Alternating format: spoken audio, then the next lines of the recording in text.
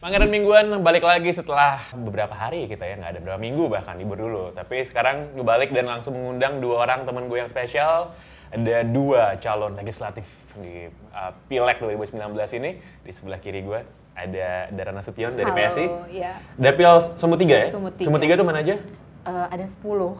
Siantar, Simalungun, Langkat, Binjai, Asahan, Dairi, Papak Barat, Batu Bara. Banyak. Banyak. Biar dia tahu kamu. Iya. Dan juga yang udah pengen gue undang berkali-kali tapi baru bisa datang sekarang, Miftah Sabri, caleg dari Partai Gerindra. Untuk daerah Riau 1. Riau 1. Riau 1 tuh daerah mana aja? Pekanbaru, Siak, Meranti, Bengkalis, Dumai, Rokan Hulu, Rokan Hilir. 7. Paling nggak mereka hafal ya jadi. Riau pesisir. Riau pesisir. Oke, gue mau mulai dari Miftah dulu karena setelah PSI mengeluarkan Kebohongan Award, lalu yang paling yang paling blingsatan tuh partai lu, Partai Gerindra kan katro nih PSI ini, ngeluarin ginian. Cuma kan yang ngomong katro itu kan pada waktu ngomong di media, media mainstream ya. Ini kan kita media yang lebih keren lah.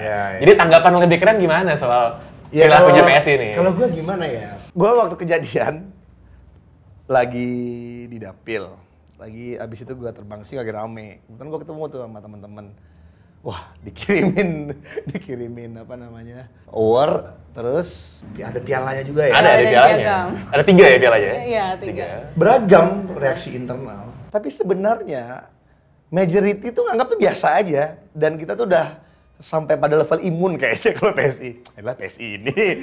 Karena jadi memang sebenarnya bukan nggak dianggap, karena gini bos. Karena sesuatu itu harus pada takaran dan dosisnya.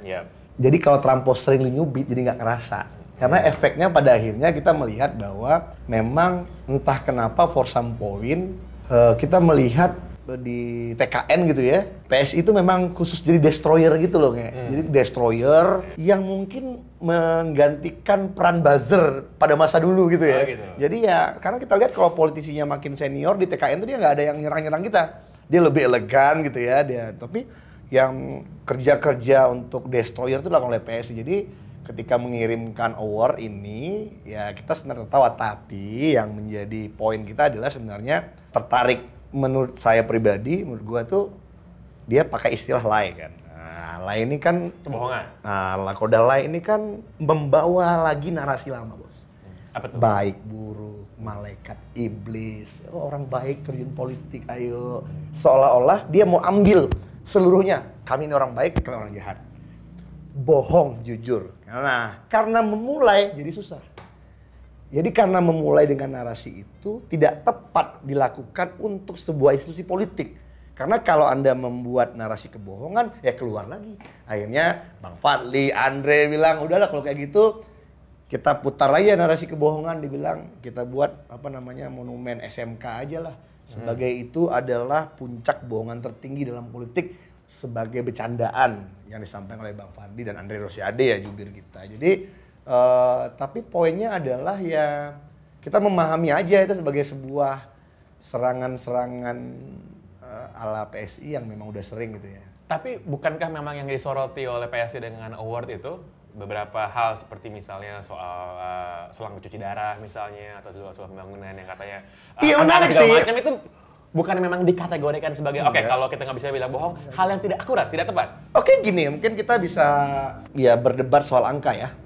Tapi memang setelah didalamin lagi, maksudnya Pak Prabowo itu sebenarnya Pak Prabowo nggak ada bilang selang kok. Selangnya media aja. Coba transkripnya periksa lagi. Ada alat untuk mencuci darah. Terdiri dari berbagai macam. Nah memang ada alat-alat yang dirius beberapa kali. Dan dari asosiasi dokter yang melaksanakan cuci darah itu di Indonesia itu kan ada mesinnya. Mesin ini bisa dipakai berkali-kali meskipun standarnya harus sekali, ada selangnya. Tapi media menulis selang. Mungkin soal angka 40 itu Pak Prabowo mungkin angkanya mungkin lagi kepleset kali ya. Tapi bukan enggak ini. Tapi saya rasa substansinya adalah beliau bukan sedang berbohong.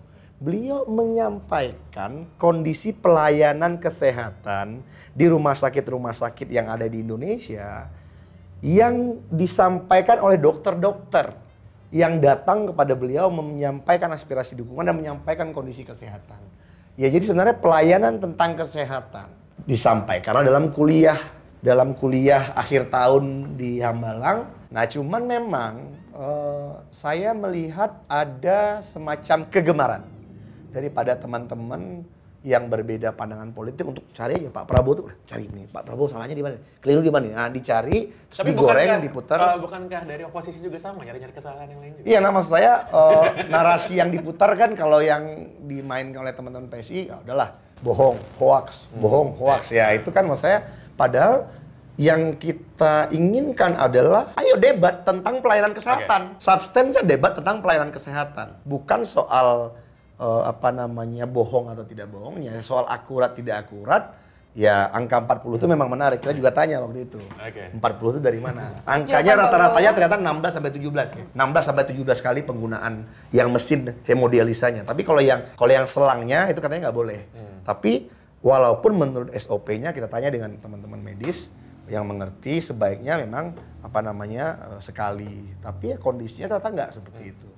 Oke, buat daerah ini PSI dituding melakukan langkah seperti memberikan award kebohongan ini semata untuk meningkatkan elektabilitas katanya. Dan menurut beberapa pihak emang naik katanya elektabilitasnya gitu. Jadi emang sengaja PSI bikin sirkus-sirkus politik gini biar menambah tinggi angka di survei, dan apakah memang dampaknya positif? Ya, jadi yang perlu digarisbawahi mungkin ini it looks like a gimmick but it's more than that gitu. Itu lebih dari sana kita niatkan karena ini kebohongan gitu loh. Nggak bisa, Pak Prabowo harusnya sebagai seorang capres dia sadar betul posisinya. Apa yang dia katakan itu pasti disorot media, dan dengan mengatakan selang digunakan 40 kali itu bisa menyebarkan ketakutan loh di masyarakat. Ada ketidakpercayaan kepada pemerintah dalam hal kesehatan dan lain-lain gitu ya. Jadi itu sebenarnya dampak dari pernyataan itu yang sebenarnya kita kritisi betul, bahwa ini bisa menyebarkan ketakutan dan nggak benar juga ternyata gitu kan. Jadi kita merasa bahwa janganlah seperti ini, hal-hal seperti ini harus diekspos, harus betul-betul diberi spotlight, harus kita bikinkan sesuatu yang beda. Selama ini belum ada cara-cara berkampanye seperti ini dan akhirnya jadilah award itu. Tapi yang perlu digarisbawahi bahwa ini adalah bentuk tanggung jawab kami untuk memberikan pendidikan politik kepada masyarakat bahwa ada loh calon pemimpin yang menggunakan data-data yang tidak akurat untuk semata-mata memenangkan kampanye. Dan apakah betul bahwa manuver-manuver PSI ini membuat gelisah dan resah bukan hanya kepada lawan politik ya, tapi juga kepada rekan-rekan koalisinya katanya? Teman koalisi ya. Ya, kemarin sih sempat ada begitu di media, tapi kami sudah berbicara dengan teman. Di media atau memang real di dalam? Atau di media pada waktu saya yang mengeluh ke saya ya, ada tapi nggak bisa sebutin namanya, jadi dari teman koalisinya. Kita sudah sama-sama menghargai independensi masing-masing koalisi begitu ya. Jadi sejauh ini sih semuanya masih saling menghormati independensi masing-masing karena kita sadar partai punya kebijakan masing-masing dalam pertarungan ini gitu loh. Dan kalau secara apakah ini dibilang merugikan Pak Jokowi atau tidak, ya enggak, karena kita belain Pak Jokowi justru gitu loh. Kita menunjukkan kebohongan lawannya gitu loh, dan kita mengekspos itu gitu loh. Mas Pange seneng nggak dibohongin? Mau nggak? Enggak kan? Ya udah, kita sebenarnya cuma mengangkat itunya bahwa ini kebohongan dan ya kan bagi dia masa itu. Jadi ya nggak apa-apa juga kalau memang teman-teman PSI membuat narasi, oh kamu bohong gitu. Tapi kita ingin mengajak Anda berdebat tentang kebijakan pelayanan kesehatan. Jadikanlah ini entry point-nya untuk itu. Jelaskan tentang kegagalan bayar terhadap BPJS di pemerintahan ini.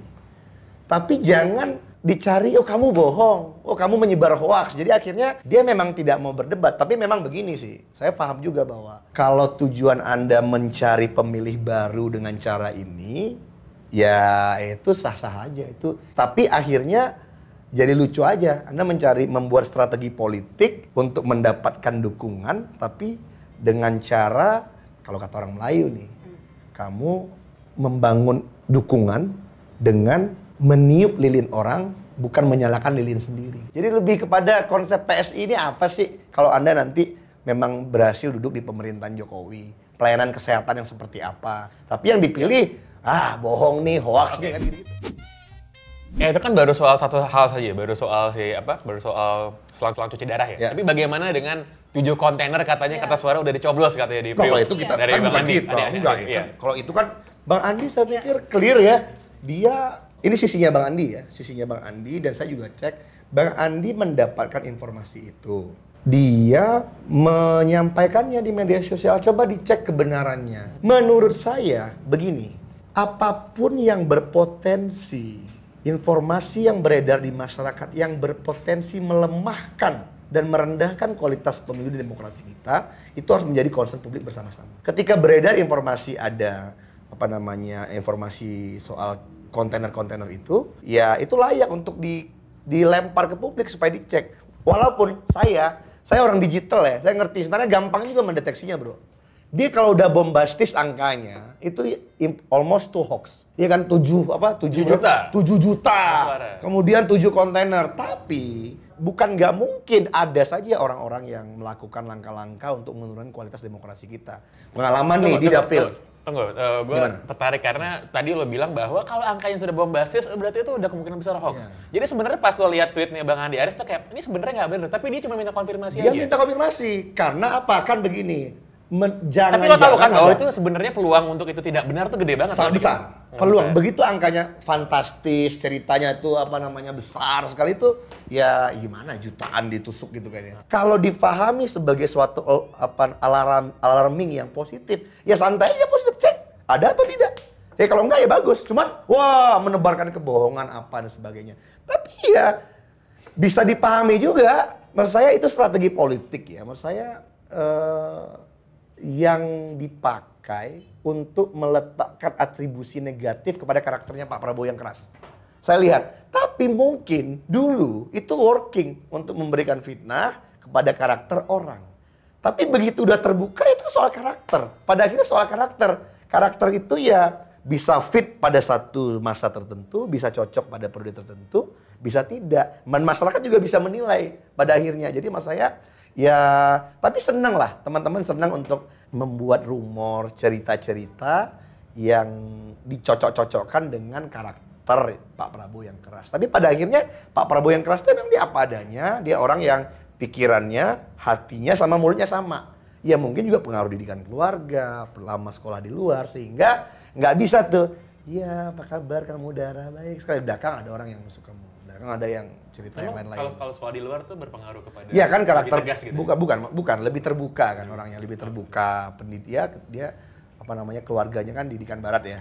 Jadi mungkin menurut saya ada kesenangan itu gitu loh. Ya lebih ekstrovert lah. Pergaulan saya juga ternyata di keluarga beliau pada ekstrovert semua, Pasim juga orangnya terbuka gitu ya. Saya lihat ya sama lah misalnya. Ya akhirnya ini soal pilihan dan dukungan politik aja. Ada orang yang berkarakter belak-belakan seperti itu, tapi lagi Anda dukung pada masanya Pak Ahok, ya Anda dukung dia. Orangnya terbuka apa adanya, bangun narasi-narasi yang lebih baik ini daripada itu. Tapi begitu Anda berbeda politik, Anda serang karakternya. Tapi saya pikir kalau menyerang karakter ini udah selesai lah ya kan. Dan membangun narasi, saya menyebut istilahnya yang lagi dimain oleh PSI, narasi malaikat iblis itu. Narasi Angel and Demon. Orang baik terjunlah berpolitik. Politics not only about baik, tapi about memegang kesepakatan, aturan, bukan soal baik buruk lah. Pada waktu tadi Miftah bilang bahwa PSI sedang memainkan narasi Angels and Demons gitu ya, malaikat dan iblis, apakah lo juga merasa bahwa sebenarnya juga kubunya Miftah juga melakukan hal yang sama? Mereka juga melakukan hal yang sama gitu. Ya. Jadi sebenarnya dari kebohongan award ini yang kita soroti, misalnya tadi cerita tentang Pak Andi Arief ya. Pak Andi Arief kan tahu dia posisinya siapa gitu. Dan kalau dia men-tweet seperti itu, efeknya bakal apa? Menimbulkan kegaduhan apa enggak? Dia harusnya di level Pak Andi gitu, harusnya tahu gitu. Kalau dia memang menerima info-info semacam itu, apakah tidak lebih baik melaporkan ke pihak yang berwajib gitu kan? Bukan langsung men-tweet itu dan seolah-olah mendemoralisasi KPU gitu, lembaga negara yang berwenang untuk melindungi demokrasi kita gitu. Saya pikir juga ini sama lagi nih Bang, demoralisasi KPU ini menurut saya silly nih argumennya. Maksud saya itu biasa aja.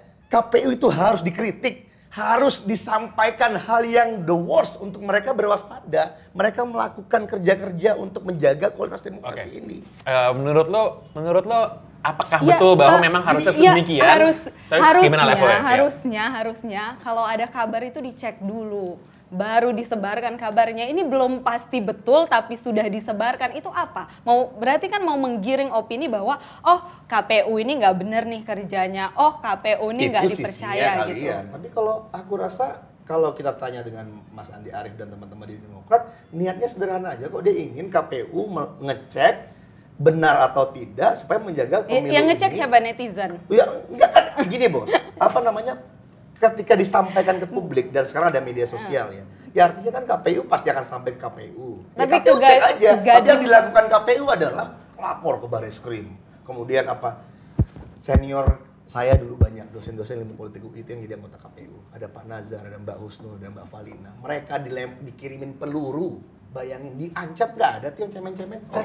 So, dikirimin apanya? Karena apa misalnya? Ada cemen sih normalis. Ada, kenapa? Ternyata begini, ketika sudah kompleks darah, ternyata di KPU itu juga nggak sederhana yang kita bayangkan. Ternyata apa? Ada kepentingan-kepentingan bisnis di balik itu. Siapa? Orang-orang yang kalah lelang kertas suara, surat suara itu triliun rupiah. Dan ternyata dari KPU lama yang saya dapat informasi, teror-teror semacam itu lazim terjadi di KPU. Karena apa? Dan belum tentu lawan politik juga loh, belum tentu kandidat. Yang barusan lo bilang ini kan menurut gue sebuah hal yang luar biasa ya, bahwa wah ada mungkin yang kepentingan bisnis kalah lelang lalu merasa bahwa nggak srek lalu untuk merongrong. Apakah hal ini memang sesuatu yang diketahui secara umum yang harus menjadi concern untuk semua orang, atau memang ya disimpan buat diri lo aja tergantung narasinya gimana? Ya, enggak dong. Kalau kata gue sih enggak ya. Kita mesti tahu bahwa KPU itu punya beban yang berat, tapi dia juga penjaga demokrasi kita. Dan menurut saya, tapi nggak boleh cemen juga menurut saya, nggak boleh manja juga. Artinya ya biasa aja. Saya nggak tahu ya. Menurut saya kenapa terjadi degradasi sekarang, Pange. Sedikit-sedikit, wah, nyebarin kebohongan. Sedikit apa gitu ya, Mas saya. Ini mereka kan bagian daripada kontrol aja. Satu pertanyaan sederhana buat lo berdua. Gue dari daerah dulu. Lo percaya nggak dengan integritasnya KPU sekarang? Percaya. Kenapa? Ya karena KPU adalah lembaga yang memang ditunjuk, diamanahkan untuk menjaga demokrasi kita, dan kita percaya sama KPU gitu. Nah, sama pertanyaan, lo percaya nggak dengan integritas KPU sekarang? Kalau saya gini ya, saya harus percaya. Tapi saya belum puas sama bagaimana performa keanggotaan KPU periode ini untuk mereka lebih strong, lebih independen, dan juga lebih bisa sekarang kurang independen, Pak. Jadi kepercayaan publik itu ada kepada mereka. Kan ini ada istilahnya asbabul wurudnya nih. Kenapa akhirnya ada narasi orang kita ragu sama KPU, mulai dari DPT yang bermasalah, dikritik. Kalau DPT yang 30 juta yang dari Mendagri informasi pertamanya itu terjadi, terus kita nggak kritik, kita nggak tahu, nggak jadi perbaikan gitu loh. Oke. Gue balik lagi ke Dara. Gue sering dapat pertanyaan pribadi, menurut lo nih, menurut lo PSI itu langkahnya kayak gitu, bikin manuver-manuver gitu, itu bakal berpengaruh positif nggak sih kepada mereka? Apakah bener-bener suaranya naik apa enggak? Terus biasanya kalau gue jawab, ya itu tergantung pembuktiannya pada waktu pileg kan gitu. Cuma menurut lo itu akan bisa merengkuh suara baru dari pemilih-pemilih yang sebelum memilih partai lain, dan suara siapa yang mau lo ambil sebenarnya dari situ? Iya, jadi kita dari awal memang tegas bahwa kemarin di survei LSI, Bang Denny J.A. mau menyebut kita sebagai partai gagasan. Memang betul bahwa partai ini adalah partai ideologis yang memang tidak takut menyuarakan sikap kami gitu ya. Meskipun kadang-kadang nggak gampang secara elektoral, ada yang dipertaruhkan gitu. Misalnya sikap-sikap kami belakangan. Apa gitu. ideologinya? Anti korupsi, anti intoleransi. Itu ideologi? Iya, sikap kami. Terus sikap kami. Ya kalau menurut mereka sikap demikian, kami, DNA kami gitu ya. Dan kami konsisten menyuarakan itu gitu dengan sikap-sikap kami menentang poligami untuk kader kami gitu ya. Terus yang sekarang kami kebohongan award segala macam itu. Jadi kami tidak takut ini akan menggerus suara karena sekali lagi kami sadar bahwa menggerus suara, udah dapat suara.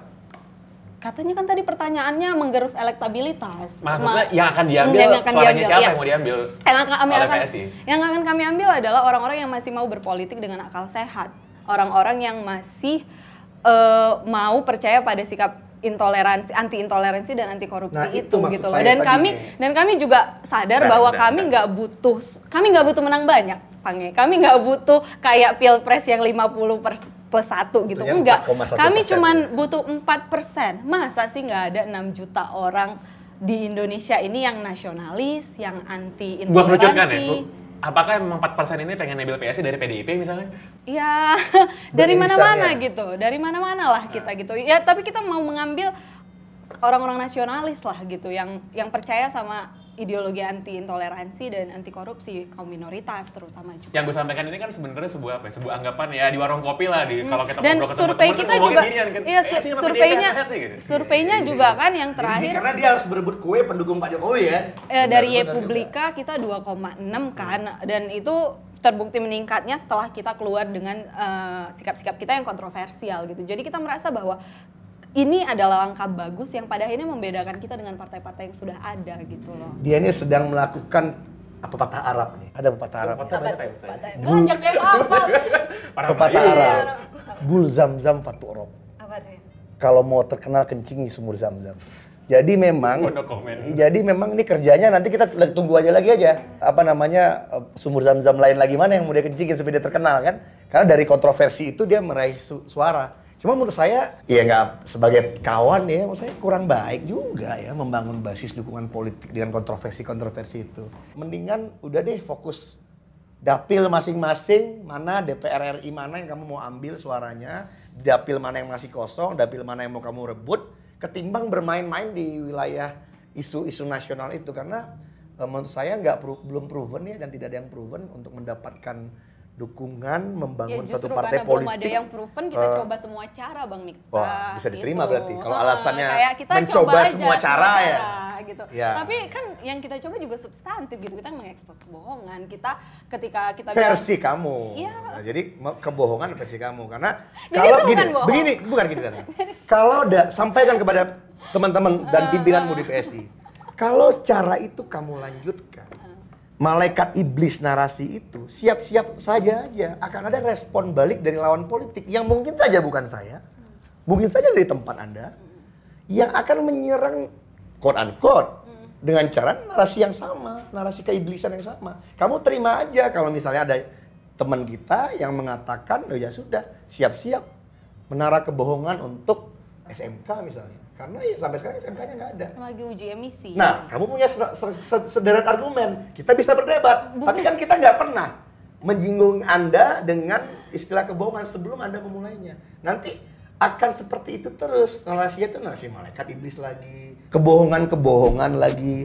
Gini, Lyndon Johnson itu kan salah satu presiden Amerika pernah bilang pada waktu staffnya kalau nggak salah pernah bilang, Bapak ngomong ini, dia tahu bahwa hal itu tidak benar, tapi dia bilang, iya gue tahu itu nggak benar. Gue hanya pengen denger dia nyangkal itu di publik, gitu.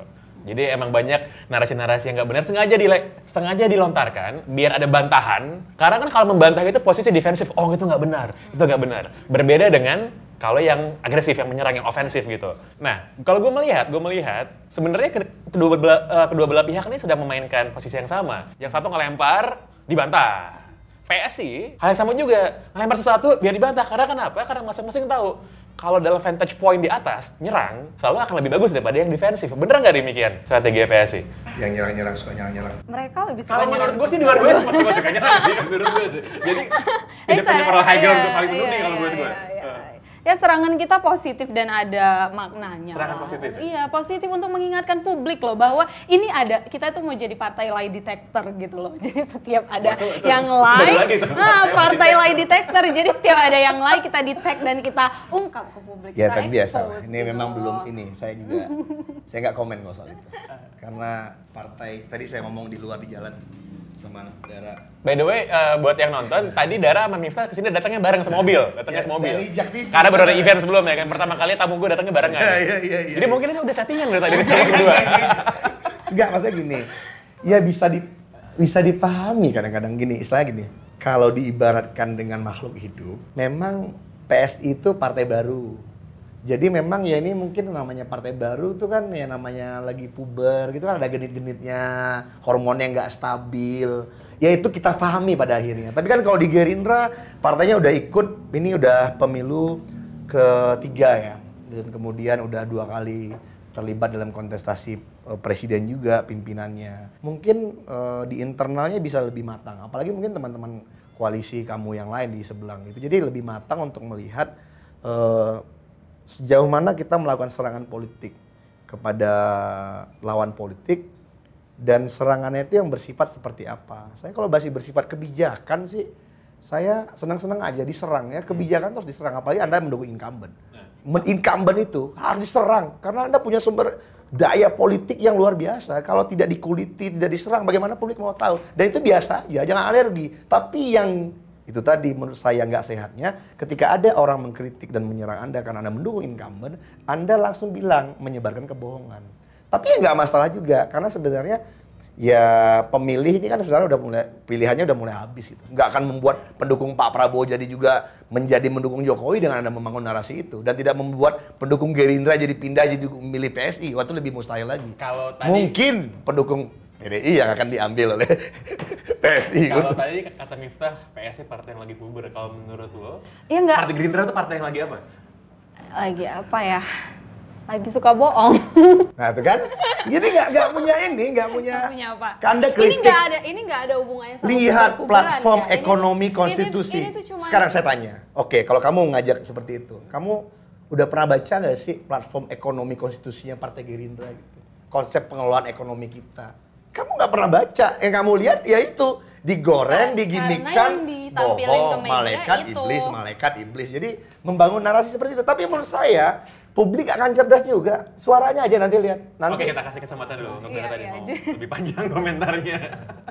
Jadi ini tadi dibilang soal puber, kita hormon gak stabil. Enggak, ini sesederhana. Kita ingin mengembalikan politik kita secara rasional. Ini adalah gerakan mengembalikan rasionalitas supaya Enggak, jangan politik kita bohong. ini dari dulu rasional. Ya, Nah, kalau menyebarkan informasi cuma dengan katanya saya dengar, itu apa? Itu tanggung jawab moralnya ke publik seperti apa? nggak gitu ada loh. katanya, Jadi, tidak ada informasi yang katanya saya dengar. 40, Ada 40. dokter memberikan masukan Konten. dan kepada Oke. kepada Pak Oke, ini Prabowo kita balik lagi ke tadi nih. tentang Oke, kondisi terakhir. kesehatan Siap, kita. siap. Pak Prabowo menyuarakannya, nggak masalah. Ini menarik saya sampaikan ya, menarik loh.